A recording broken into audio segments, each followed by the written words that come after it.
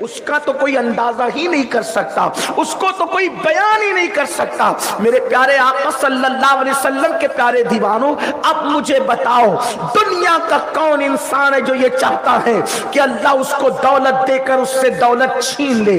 دنیا کا کون انسان ہے جو یہ چاہتا ہے اللہ اس کو صحت دے کر اس کو سے صحت چھین لے؟ یاد رکھنا، اگر اللہ کی دی ہوئی صحت کے بعد اللہ کی نافرمانی کرو گے، گناہ کرو گے، تو میرا اللہ تم سے صحت کی دولت چھین لے گا۔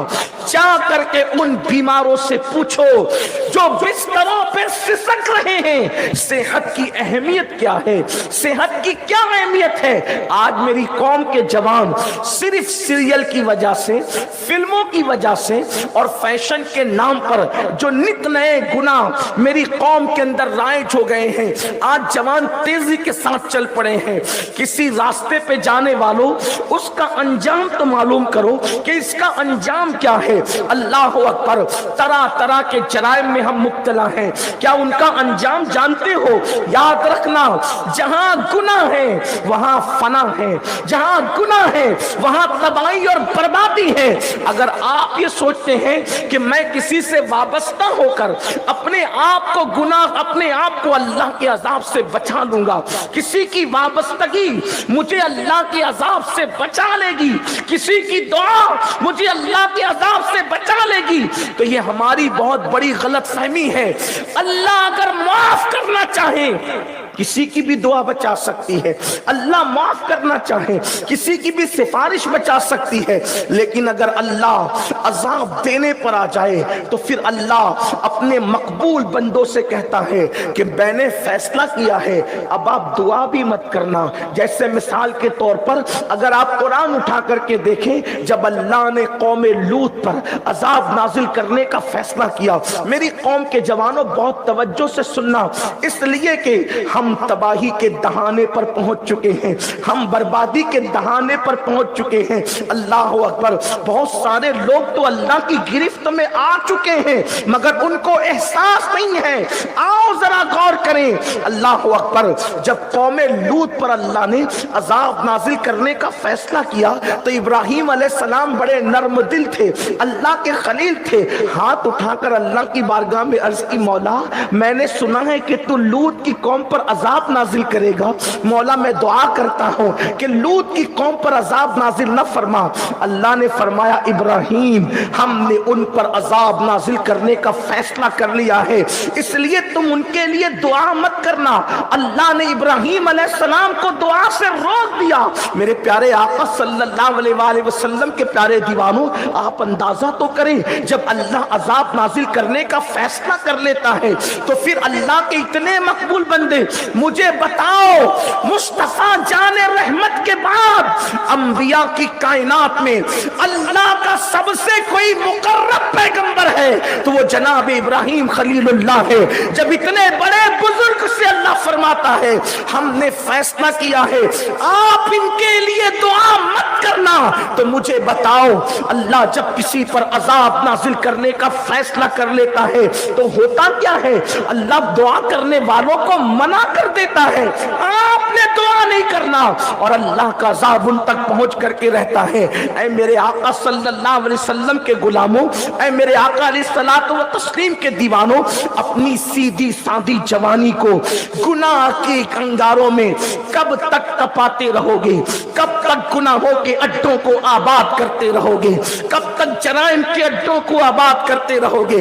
کیا تم نے تاریخ نہیں پڑھی؟ اللہ اکبر، جب بھی کسی قوم نے گناہ کیا اللہ نے ان سے نعمتوں کو چھین لیا۔ میری قوم کے جوانوں، اللہ نعمتوں کو چھین لے گا، آپ کو نہیں پتا۔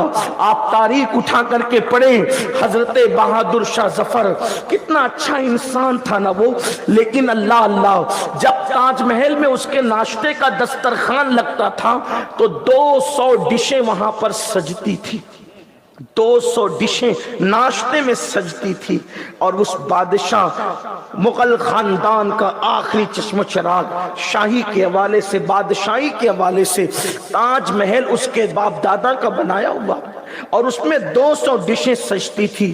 بہادر شاہ کی زندگی کا آخری دن یہ تھا کہ جب انگریزوں کی کچہری میں بہادر شاہ مقدمہ لڑ رہے تھے تو ان کے بدن پر کھادی کا کرتا تھا, میلی سی ٹوپی تھی, اور بادشاہ زبان سے کچھ بول رہا تھا اور ہاتھوں سے اشارے کچھ کر رہا تھا. یعنی آدمی جو بولتا ہے وہی ہاتھ اشارہ کرتے ہیں. لیکن بہادر شاہ جب کچہری میں اپنی زندگی کا آخری دن کا مقدمہ لڑ رہے تھے تو اس وقت ان کی زبان پہ جملے کچھ تھے, ہاتھ کے اشارے کچھ تھے.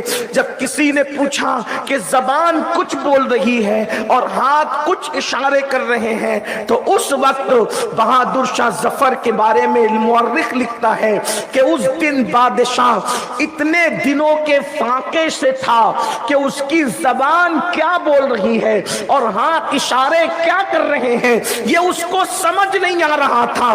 200 ڈشوں کا ناشتہ کرنے والا تاجدار یا 200 ڈشوں کے ناشتے کے ساتھ دسترخوان پہ بیٹھنے والا تاجدار کئی دن کے فاقے سے تھا, زبان کچھ بول رہی تھی, ہاتھ اشارے کچھ کر رہے تھے, اور اس کو جب اٹھا کر کے ملک کے باہر جیل میں ڈال دیا گیا تو اس نے کہا بہت بھوک لگی ہے, مجھے ناشتے کی حاجت ہے, مجھے ناشتہ دے دو.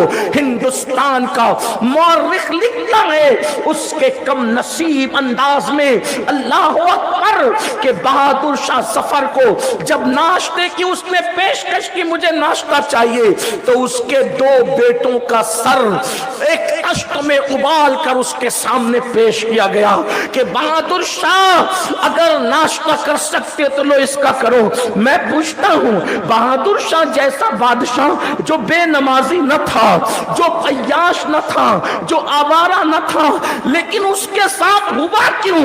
تو ہمارے علماء فرماتے ہیں اس کے باپ داداؤں کے پاپ کے کرتوت نے اس کو اس مقام پر پہنچایا.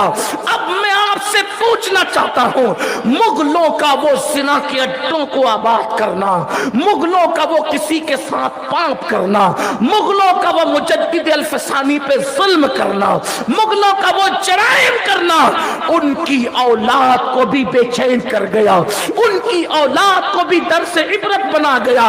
حتیٰ کہ اللہ اکبر بہادر شاہ ظفر نے آخری شعر کہا تھا کہ اللہ اکبر میری تمنا یہ تھی کہ مجھے 2 گز زمین اپنے ملک میں ملے, مگر میں وہ کم نصیب ہوں کہ 2 گز زمین بھی نہ ملی کوچے یار میں. اللہ اکبر. تو آپ اندازہ کریں جب بادشاہ جرائم کرے, جب بادشاہ پاپ کرے تو ان کے جرائم کی سزا ان کی نسلوں تک باقی رہتی ہے اور وہ درس عبرت بنا دیے جاتے ہیں. آج اللہ نے تھوڑی سی دولت دی ہے, تھوڑا سا تاجر بنایا ہے, جوانی کی قوت دی ہے, جوانی کی طاقت دی ہے, تو تم اللہ کی عبادت کرنے کی بجائے اللہ کو ناراض کر رہے ہو. سن لو, اللہ دولت چھین لیتا ہے, اللہ قوت چھین لیتا ہے, اللہ طاقت چھین لیتا ہے.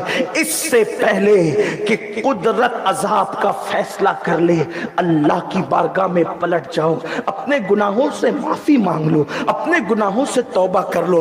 اپنی راتیں کیا ہے ہم جانتے ہیں, اپنی راتوں کا حال کیا ہے ہم جانتے ہیں, مسلمانوں کی راتوں کا حال کیا ہے ہم جانتے ہیں. ایک سروے رپورٹ ابھی پیش ہوئی تھی چند سالوں پہلے کہ سب سے زیادہ گندی فلمیں کہاں دیکھی جاتی ہے, تو جو ملک گزشتہ صدی میں اسلام کے نام پر بنا مسلمانوں کا ملک, دنیا کا کوئی ملک اسلام کے نام پہ نہیں بنا, دنیا کا کوئی ملک کلمے کے نام پہ نہیں بنا. صرف ایک ملک دنیا میں کلمے کے نام پہ بنا ہے, وہ ہمارے پڑوس میں ہے, پچھلی صدی میں بنا. لیکن جب رپورٹ آئی تو بتایا گیا سب سے زیادہ اگر ننگی اور گندی فلمیں کسی ملک میں دیکھی جاتی ہے تو وہ کلمے کے نام پہ بنا ہوا ملک ہے. اور سن لو, جتنا گندا جتنا برا کام زنا کرنا ہے اتنا ہی زنا دیکھنا بھی تو برا ہے. اور آج میری قوم کے جوان اسی گناہ کی طرف بڑھ چکے ہیں. یا تو کچھ لوگ زنا کر رہے ہیں.